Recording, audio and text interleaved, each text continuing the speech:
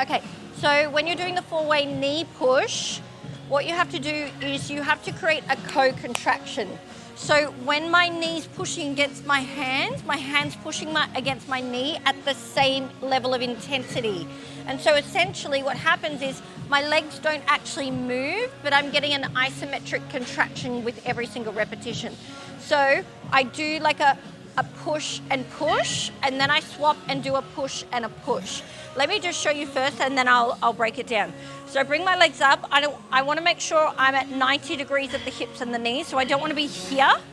I want to be here. I also don't want to be here. So see how as my legs go further out, I got this gap here. So I want to close the gap, have my knees stacked over my hips. So I go palm of the hand, fingertips. So I'm pushing up against the fingers while the fingers are pushing against my knee, and in this one I'm pushing against my knee while my knee's pushing against the palm of my hand. So I push into both for a good 5 to 10 seconds, and then I swap. So I push with the fingers and then I push with the palm of the hand the other way. Hold for 5 to 10.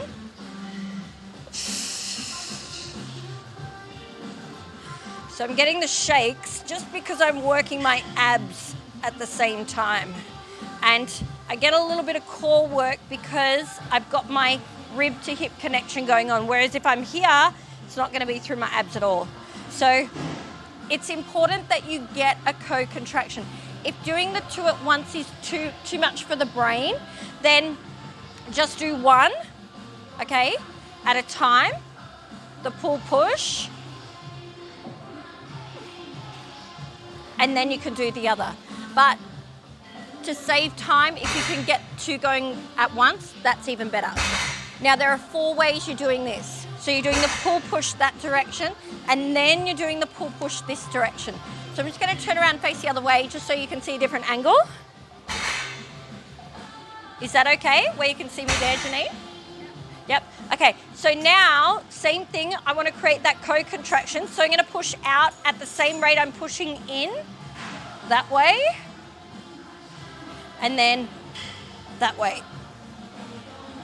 So once again, they're isometric contractions, because I'm pushing against my knees at the same rate my knees are pushing against my hands, okay? So see how my legs don't change position. It's not as if I go further out or further in. And the reason why they're not moving is because I'm getting that even co-contraction. So just to show you this viewpoint from that angle, pull push, pull push, pull push,